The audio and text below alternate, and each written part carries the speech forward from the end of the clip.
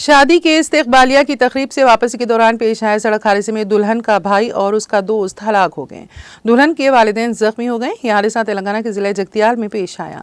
तफसीलात के मुताबिक जगतियाल टाउन के मुजाफात में धरूर नहर के करीब कार चलाने वाले दुल्हन के भाई ने उसका तवाजुन खो दिया, जिसके नतीजे में उनकी कार और जगतियाल डिपो की सुपर लग्जरी बस मुतसादम हो गए।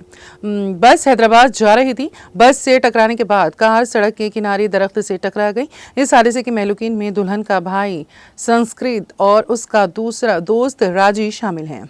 दोनों मौके पर ही हलाक हो गए। दुल्हन के वालिदैन राजकुमारू और लक्ष्मी शदीद जख्मी हो गए। जख्मियों को जगतियाल के सरकारी अस्पताल में दाखिल कराया गया है। लक्ष्मी की हालत बिगड़ने से इसे करीमनगर के अस्पताल मुंतकिल किया गया। जगतियाल के हनुमान वाड़ा से ताल्लुक़ रखने वाले ये अफराद हफ्ते की रात जानगांव में मुनक़िदा अपनी बेटी की शादी के इस्तकबालिया में शरीक होकर वापस सो रहे थे।